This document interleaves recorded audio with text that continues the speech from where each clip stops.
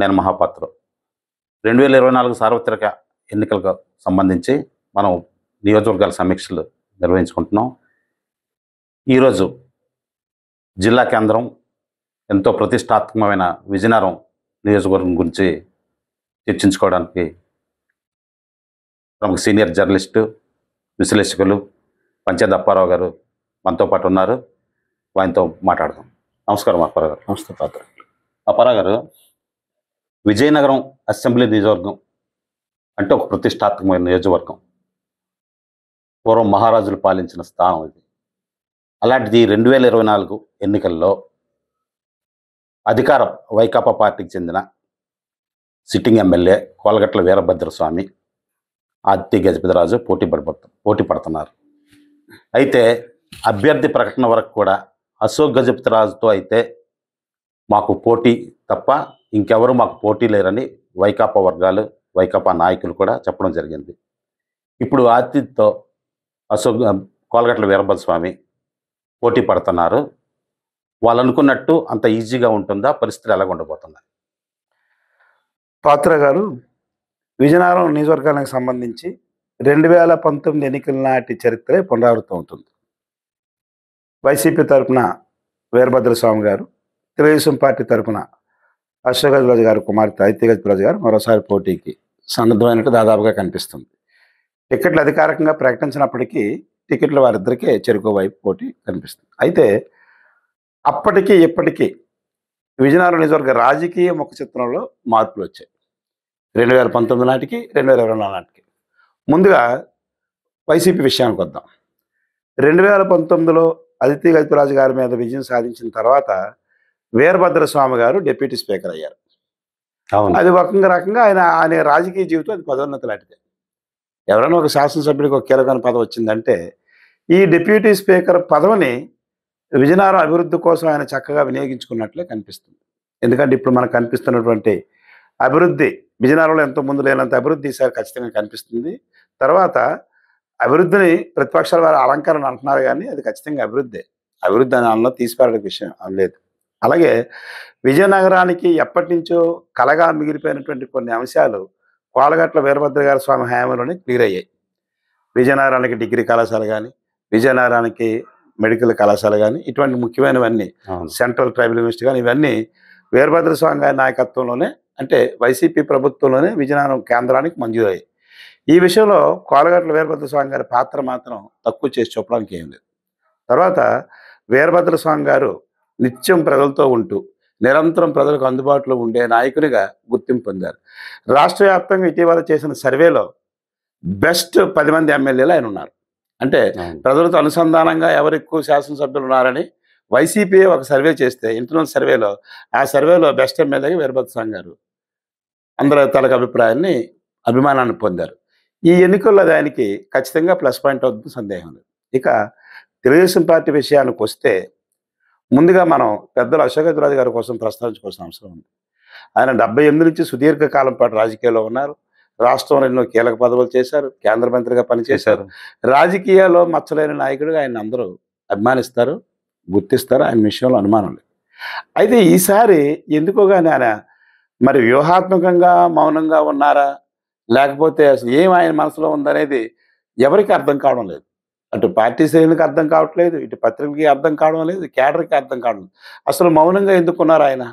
యాక్చువల్గా ఎన్నికల్లో కుమార్తె తరపున ప్రచారం కూడా వస్తారంటారు, మరి ఆ సందేహం కలుగుతుంది.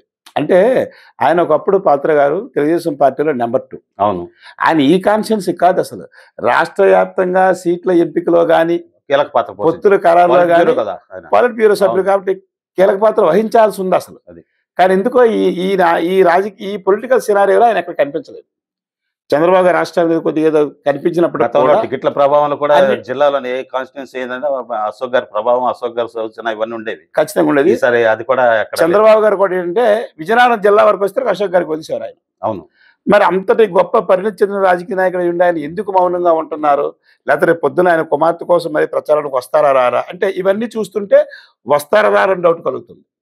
కేంద్ర మంత్రిగా లాస్ట్ టైం కేంద్ర మంత్రిగా ఉండి పోటీ చేసిన ఆయన ఓడిపోయారు. ఇప్పుడు మరి లోక్సభకు పోటీ చేస్తారంటే ఆ పరిస్థితి కనిపించట్లేదు.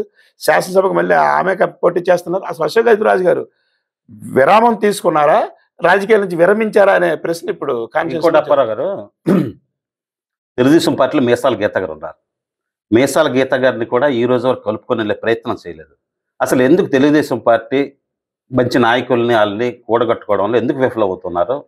దీని వెనక ఏమైనా ఉందా? 2019 ఎన్నికల్లో తెలుగుదేశం పార్టీ సిట్టింగ్ ఎమ్మెల్యేలకి టికెట్ ఉంది ఆమెకు ఒక్కదానికే.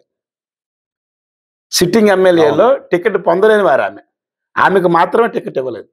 సరే, పార్టీలో అటు ఇటు జరుగుతుంటాయి, కానీ ఒకలాగైతే బాగుండేది అప్పుడు కూడా అనుకున్నాం. మనం కూడా అప్పుడు విశ్లేషించుకున్నాం. ఒకవేళ గీత గారికి ఇచ్చే పరిస్థితి లేదు, తన కుమార్తెకి ఇవ్వాలన్న ఆలోచన ఉండుంటే ఆమెతో ఒకసారి సరిగ్గా మాట్లాడుకొని పరిశీలించుకుంటే బాగుండేది. అయితే గీత గారు ఒక విషయం మనం మెచ్చుకోవాలి. ఆవిడ కూడా పెద్ద రాజకీయ కుటుంబం నుంచి వచ్చారు, కౌన్సిలర్ చేశారు, చైర్మన్ చేశారు, ఎమ్మెల్యే చేశారు.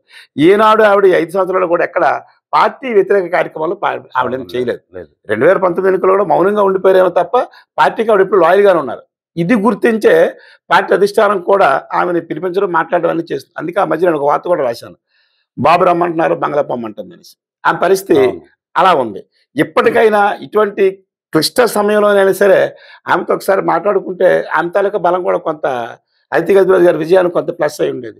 మరి ఎందుకు ఆ లోపల ఏం జరుగుతుందో కానీ ఇప్పటికీ మనస్ఫూర్తిగా ఆ 2 వర్గాలు కలలేకపోయాయి. మరి ఆవిడైతే తెలుగుదేశం పార్టీలో ఉన్నారు, వేరే కార్యాలయం పెట్టుకున్నారు, పార్టీ కోసం పనిచేస్తారు ఆవిడ. కోలగట్ల వీరభద్ర స్వామి గారు విజయనగరం కార్పొరేషన్, మున్సిపల్ కార్పొరేషన్ని, మండల పరిషత్ని తనకు అనుసరణలోనే నడిపిస్తున్నారు అన్న ఆరోపణలు, అపవాదం ఉంది. అది ఎంతవరకు కరెక్ట్ అంటారు? ఏంటి దాన్ని? అయితే ఇక్కడ పాత్ర ఒక విషయం మనం నిష్పక్షపాతంగా చెప్పుకోవాలి. ఎవరు ఎమ్మెల్యేగా ఉన్నా వాళ్ళకి నచ్చిన వాళ్ళు మాత్రమే ఎంపీపీలు గాను, జడ్పీటీసీలు గాను, కార్పొరేషన్ చేసుకోవడం సహజమే.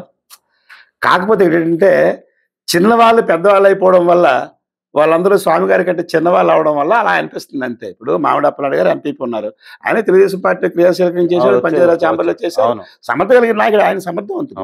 తర్వాత ప్రజారాజ్యంలో కొన్నాళ్ళ పాటు పనిచేశారు. కాకపోతే మామిడి అప్పలనాయుడు అనే నాయకుడు కామన్ మ్యాన్ లాగా కనిపిస్తారు.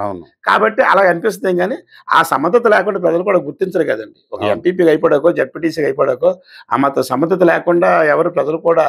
అయితే ఒకటి తేడా ఏంటంటే, ఎవరికైనా టికెట్ ఇస్తే స్వామి గారు ఆ ఎలక్షన్ కూడా తనదే అనుకుంటారు. ఒక ఎంపీపీ ఎలక్షన్ అయినా, జడ్పీటీసీ ఎలక్షన్ అయినా ఆ ఎలక్షన్ కూడా తనదే అనుకొని తనకున్న కమ్యూనికేషన్తోనే ఆ వ్యక్తులు గెలిపించుకునే ప్రయత్నం ఆయన ఖచ్చితంగా చేస్తారు. ఆ తెలుగుదేశం పార్టీలో కనిపించదు. ప్రధానంగా ఇప్పుడు స్వామి గారు ముఖ్య అనుచరుల్లో ఎక్కువగా సెటిలర్సే ఉంటున్నారు, వాళ్ళకే ప్రాధాన్యత ఎక్కువ దక్కుతుంది, మాకు దక్కట్లేదన్న సెకండ్ క్యాడర్లో చిన్న ఆరోపణలు ఇటీవల కాలంలో వస్తున్నాయి. అది ఎంతవరకు కరెక్ట్ అంటారు? స్వామి గారు అందరిని ఒకేలా చూస్తారు కదా. స్వామి గారు అందరిని ఒకేలా చూస్తారు, కానీ సెటిలర్స్ అంటే వ్యాపారస్తులు. మరి వ్యాపారస్తులు రాజకీయాల్లో పార్టీకి అవసరమే. మీకు ఒక చిన్న మాట చెప్తాను. కంపేర్ టు అశోక్ గారి బంగ్లాకి, స్వామి గారి ఇంటికి తేడా మనం యాజ్ సీనియర్ జర్నలిస్టులుగా తేడా కంపేర్ చేద్దాం సార్. ఇప్పుడు ప్రజల్లో ఉన్న టాక్, ఎవరైనా కాన్స్టిట్యూన్సీలో ఒక కార్యకర్తకో, ఒక నాయకో, ఎవరికో ఇబ్బంది వస్తే అది జరిగినా జరగకపోయినా ముందు స్వామి గారు అలర్ట్గా ఉంటారు, వాళ్ళు చేరదీసి ఓదారుస్తారు. అదే పార్టీకి ఒక కష్టం వస్తే అశోక్ గారి బంగ్లాలో వెంటనే రెస్పాండ్ అయ్యి చేసే మనుషులు ఎడ్ల రామమూర్తి గారి తర్వాత ఎవరు కనిపించలేదు. ఐవీపీ రాజు గారు ఇంకెవరు ఉన్నప్పుడు కూడా అంత వెంటనే క్విక్ రియాక్షన్ ఉండదు. అందుకే స్వామి గారు అంటే ప్రజలకి స్వతహాగా అభిమానం ఉండే కారణం అదే. ఒకరు బంగ్లాకి వెళ్ళి మన కష్టం ఎవరికి చెప్పుకోవాలి, అలాగే అశోక్ గజరాజు గారితో నేరుగా కష్టం చెప్పుకునే పరిస్థితి ప్రజలకు ఇంకా ఈ 50 ఏళ్ళు ఎప్పుడు ఏర్పడలేదు. అంటే ఈసారి కూడా అదే దాన్ని మారుస్తామన్న ఇది కూడా కనిపించట్లేదు, అక్కడ అది కూడా కనిపించట్లేదు. మీరు అన్నట్టు స్వామి గారితో ఏ సమస్యను నేరుగా వెళ్ళి చెప్పుకునే అవకాశం అందరికీ ఉంది, ఆయన జనాల మధ్య ఉంటారు చెప్పుకుంటారు. అశోక్ బంగ్లాకి వెళ్తే సెకండ్ క్యాడర్, థర్డ్ క్యాడర్ వాళ్ళు పట్టుకొని ఇచ్చేస్తే కానీ అవ్వదు. మరి ఈ ప్రచార దీంట్లోన ఆ ప్రసక్తి ఎక్కడ కూడా రావట్లేదు. అమ్మాయి అదితిగా చెప్తారా ఇవ్వలేకపోతుంది. దీనివల్ల ఎలాగుంటుంది అంటారు? అది ఖచ్చితంగా తెలుగుదేశం పార్టీకి మైనస్సే కదా. ఇప్పుడు రోజు కనిపించిన మనిషిగా 4 రోజులు కనిపించిన స్వామి గారు ఫోన్ చేస్తారు, ఏంటి అప్పలాడు రావడం మనిషి, కనిపించడం మనిషి అని. ఇక్కడ మనందరికీ ఇది ఓపెన్ సీక్రెట్. ఎంతమంది నాయకుల్ని తెలుగుదేశం నియోజకవర్గంలోని అధినాయకత్వం గుర్తించగలదు, ఎంతమందిని పేరు పెట్టి పిలగలదు నాయకత్వం, ఎంతమందిని చేర తీసుకోగలదు అనేది మనందరికీ తెలిసిన సంగతి. అది తెలుగుదేశం పార్టీకి మొదటి నుంచి మైనస్సే. ఎడ్ల రామమూర్తి గారు ఉన్నప్పుడు అందరితో పిలవడం, మాట్లాడడం సాధాగా జరుగుతుంది. అది మీడియా పీపుల్ కూడా మనకు కూడా తెలుసు. మనం బంగ్లాకి వెళ్తుంటే చూస్తుంటే వస్తుంటే కానీ అంతటి చనువు, అంటే స్వామి గారితో ఉన్నంతటి చనువు మీడియాకు కూడా అశోక్ గారి బంగ్లాలో లేదు. ఇది మొదటి నుంచి ఉన్నటువంటి సమస్య. ఇది అది తెలుగుదేశం, జనసేన మిత్రపక్షంలో ఇప్పుడు బీజేపీ కూడా అవతరించింది. 3 పార్టీలు. ఎన్నికల్లోకి వెళ్ళబోతున్నాయి. విజయనగరం కాన్స్టిట్యున్సీలో బ్రాహ్మణులు కానీ కాపులు కానీ సంఖ్య ఎక్కువ ఉంది. జనసేనకు సంబంధించి కాపుల ప్రభావం ఎలాగుంటుంది, బ్రాహ్మణ్స్కి సంబంధించి ఎలాగుంటుంది? ఈ ఎన్నికలు నాకు తెలిసినంత వరకు వైసీపీకి రెఫరెండం. ఈ 5 సంవత్సరాల్లో వాళ్ళు చేసిన అభివృద్ధి కార్యక్రమాలు, సంక్షేమ కార్యక్రమాలు పట్టే ప్రజల్లోకి వెళ్తున్నారు. ఇప్పుడు మేము చేసాం, మమ్మల్ని ఆశీర్వదించను అనుకోని. అయితే ఇక్కడ ఒకటి ఉంది పాత్ర గారు, మన కాన్స్టిట్యున్సీలో మొదటి నుంచి కూడా విజయనగరం నియోజకవర్గంలో రాజకీయం మీద కుల ప్రభావం తక్కువ. కుల ప్రభావం రాజకీయం మీద తక్కువ. ఎందుకంటే బ్రాహ్మణులు అందరూ బీజేపీకి ఓటేస్తారని, లేదా ఇంకో క్యాస్ట్, ఇంకో సామాజిక వర్గం, ఇంకో పార్టీ అలా గంపగుత్తగా ఓట్లు పడిపే పరిస్థితి ఎక్కడ విజయనగరం కాన్స్టిట్యున్సీలో ఎప్పుడూ లేదండి. బ్రాహ్మణుల్లో కూడా స్వామి గారిని అభిమానించిన ఉన్నారు, తెలుగుదేశం ప్రభావం ఉంటుంది. పార్టీ సిద్ధాంతానికి అనుగుణంగానే గంపగుత్తగా ఎవరు చెప్పకపోయినా ఓట్లు వేసే పరిస్థితి అయితే ఇక్కడ లేదు. ఎవరు చెప్పకపోయినా మేము బీజేపీకి ఓటేస్తాం, మేము తెలుగుదేశం, ఆ పరిస్థితి లేదు. ఇక్కడ స్థానిక నాయకత్వాన్ని జనం చూసుకుంటున్నారు. స్థానిక నాయకత్వం మీకు ఉదాహరణ మీకు చెప్తాను. మన జరిగిన కార్పొరేషన్ ఎన్నికల్లో గెలిచిన కార్పొరేట్లు అంతకుముందు పెద్ద సీనియారిటీ లీడర్లు ఏం కాదు, కొత్తలే. స్వామి గారి కొత్తలే గుర్తించుకున్నారు, కొత్తలు తయారు చేసి కొత్తలే గెలిపించుకున్నారు. ఇక్కడ ఏంటంటే స్థానికత. మన కార్పొరేట్ మనకు అందుబాటులో ఉంటాడు లేదా, మన వీధిలో ఉంటాడు లేదా, మనం చనువుగా పిలవచ్చు, అదే చూసుకుని తప్ప కుల ప్రాతిపదికన ఎప్పుడు విజయనగరం కాన్స్టిట్యున్సీలో అసలు ఇంకోటి మీకు చెప్పాలి ఇక్కడ విషయం. కుల ప్రాతిపదికన ఎన్నికలు జరిగిన సందర్భాలే తక్కువ. ఇక్కడ చాలా తక్కువ. ఒక మెసాల గీత గారు ఒక బీసీ నుంచి ఎన్నికయ్యారు ఎమ్మెల్యేకి తప్పిస్తే, అప్పుడెప్పుడో గంటల సూర్యనారాయణ గారు శాసనసభ ఉన్నప్పుడు తప్పిస్తే, ఈ మధ్యకాలంలో అశోక్ గజరాజు కుటుంబం వర్సెస్ కోలగట్ల వీరభద్రస్వామి అంతే, ఆ రెండే ఎలక్షన్ తప్పించి అలా చెప్పుకుంటే ఈ 2 క్యాస్టులకు కూడా ఇక్కడ ఒక రకంగా పెద్ద అంటే. అయితే ఈసారి ఎన్నికల్లో బీసీ నినాదం కేవలం అధికార వైకాపా పార్టీలో వచ్చింది, తెలుగుదేశం పార్టీలో ఎక్కడ రాలేదు. కొంతమంది బీసీ నినాదంతో పోరాడి అధిష్టానం వరకు వెళ్ళి విఫలమై పిల్ల విజయ్ కుమార్ అవనివ్వండి, అవనపు విజయ్ అవనివ్వండి, వాళ్ళ పార్టీ మారి తెలుగుదేశం చేరడం జరిగింది. అలాగే యాదవులకు సంబంధించి వాళ్ళు 36 గంటలు నిరవధిక నిరాహార దీక్ష కలెక్టరేట్లు చేయడం, అదే పార్టీలో ఉన్న ముద్దాడ మధు ఇటీవల బీసీ నినాదం ఇచ్చేస్తూ బీసీలకే ఇవ్వాలి అంటున్నారు. దాని ప్రభావం ఏమైనా చూపిస్తుంటారు ఎన్నికల్లో? అసలు బీసీల నినాదం అనేది రాజకీయ పరమైన కోణం నుంచి పుట్టిందే తప్ప ప్రజల కోరిక కాదు. అది ప్రజల కోరిక అయితే ఏదో ఎన్నికల్లో లోడించి ఉండేవారు, లేకపోతే ఒక నాయకుడు పోటీ చేయడానికి సిద్ధపడి ఉన్నాడు. ఇంతవరకు బీసీ నుంచి బీసీ నినాదంతో కనీసం ఇండిపెండెంట్గా ఎవరైనా పోటీ చేసిన పరిస్థితి ఇక్కడ లేదు కదా. అంటే బీసీ నినాదం ఎన్నికల సమయంలో ఎన్నికల వేడి రాజేయడం కోసం ఉపకరిస్తుందేమో తప్పించి, అసలు నిజమైన బీసీల నుంచి ఈసారి ఖచ్చితంగా మనం పోటీ చేయాలి, లేకపోతే ఇండిపెండెంట్గా మనం పోటీ చేయాలి, మన ప్రభావం ఖచ్చితంగా చూపించిన నాయకులు ఎవరు లేరు. మన బీసీ నినాదం తెచ్చిన నాయకులు కూడా వేరే పార్టీలో చేరిపోయారు. మరి వాళ్ళని ఇండిపెండెంట్గా పోటీ చేసి ఉంటే అసలు బీసీ నినాదం ప్రజలు అసలు దాన్ని ఆహ్వానించారా లేదా, బీసీ నినాదాన్ని ప్రజలు హక్కును చేర్చుకున్నారా లేదా, ఈ విషయం ఎన్నికల్లో తేలుండేది. అలా చేయకుండా బీసీ నినాదం కూడా ఏమైంది, మనడితో చల్లారిపోయింది. ఎన్నికల నిర్వహణలో పోల్ మేనేజ్మెంట్ కోలగట్ల వీరభద్రస్వామి తప్ప ఇంకెవ్వరూ చేయలేరని సాక్షాత్ తెలుగుదేశంలో చాలామంది చెప్పగా వినడం జరిగింది. దాంట్లో ఆయన సిద్ధాస్తుడు. మరి దాన్ని ఎందుకు ఫాలో అవుతున్నారు? పోల్ మేనేజ్మెంట్లో ఎందుకు టీడీపీ విఫలం అవుతుంది? పోల్ మేనేజ్మెంట్లో స్వామి గారికి పైచేయి ఇప్పుడు కూడా. ఎలా పైచేయి అంటే, ఆయన రాజకీయ జీవితం ఒక రోజుతో వచ్చింది కాదండి. అది ఇప్పుడు అదితి గజపరాజు గారు, ఆమె అశోక్ గారు అమ్మాయి, డైరెక్ట్ ఎమ్మెల్యేకి పోటీ చేశారు. వీరభద్రస్వామి గారు మనకు తెలుసు, క్షేత్రస్థాయి నుంచి రాజకీయాన్ని ఆయన చూసుకుంటూ చదువుకుంటూ నేర్చుకుంటూ వచ్చిన వ్యక్తి. ఆయన అర్బన్ బ్యాంక్ డైరెక్టర్గా చేశారు, అర్బన్ బ్యాంక్ చైర్మన్ అయ్యారు. అంటే టౌన్లో కొంత పార్ట్ ఆయన అవగాహన కలిగించగలిగారు. తర్వాత మున్సిపల్ కౌన్సిలర్ చేశారు. ఆ తర్వాత కదా ఎమ్మెల్యే మీద ఆయన టార్గెట్ పెట్టుకొని పనిచేశారు. కాన్స్టిట్యున్సీ మీద ఆయనకి విపరీతమైనటువంటి ఈ పోల్ మేనేజ్మెంట్ గ్రిప్ ఉంది. తర్వాత ఈ రోజు కూడా మనం ఒక నిజాలు అంగీకరించాలి. కంపేర్ టు తెలుగుదేశం పార్టీ, స్వామి గారు విజయనగరం నియోజకవర్గంలో పేరు పెట్టి కనీసం ఒక 25,000 మందిని పిలవగలుగుతారు. అప్పారావు, రామనాయుడు, సుబ్బన్న, సూర్య, ఎవరు మొత్తం శత్రుచర్ల విజయరామరాజు, పెనుమ సాంబశివరావు తర్వాత మళ్ళీ అది ప్రతి ఎన్నికల్లో కూడా స్వామి గారికి ప్లస్ పాయింట్ అవుతుంది. ఎందుకంటే ఒకవేళ మనిషి మీకు చెప్పాను, ఒక మనిషి గారికి కనిపించకపోతే ఈయనే డైరెక్ట్ అవుతారు, డైరెక్ట్ ఫోన్ చేస్తారు, ఏంటి రావడం మానేసో, ఏంటి సంగతి ఏమైంది అనేసి. అంతటి ఎక్సర్సైజ్ తెలుగుదేశం పార్టీలో ఎప్పుడు జరగలేదు. ఇప్పుడే కాదు, పార్టీ కష్టాల్లో ఉన్నప్పుడు జరగలేదు, పార్టీ అధికారంలో ఉన్నప్పుడు జరగలేదు. ఇక్కడ విచిత్రమైన విషయం అంటే, వైసీపీ తరపున ఉన్నటువంటి కార్యకర్తలు కానీ నాయకులు కానీ స్వామి గారు తయారు చేసుకున్న వాళ్ళు తెలుగుదేశం పార్టీకి వేవ్లో వచ్చిన వాళ్ళు.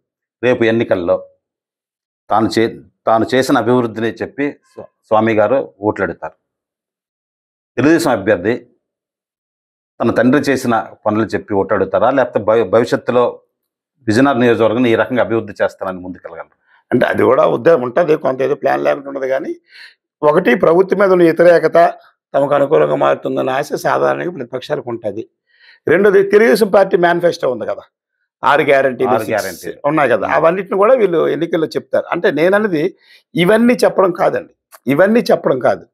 విజయనగరం నియోజకవర్గాన్ని అశోక్ గజపతిరాజు గారు తనకి కంచుకోటగా ఎందుకు మార్చుకోలేకపోయారు? అది అర్థమైందండి. అంటే ఈయన లెజెండరీ లీడర్. ఇప్పుడు కుప్పంలో చంద్రబాబు గారు ఎప్పుడు పోటీ చేసింది గెలుస్తారు కదా. అవును, ఎప్పుడు పోటీ చేసింది పులివెందుల వైఎస్ కుటుంబానికి ఆయువు పట్టు. అలాగా ఒక ఇప్పుడు రాజవంశీలు అయి ఉండి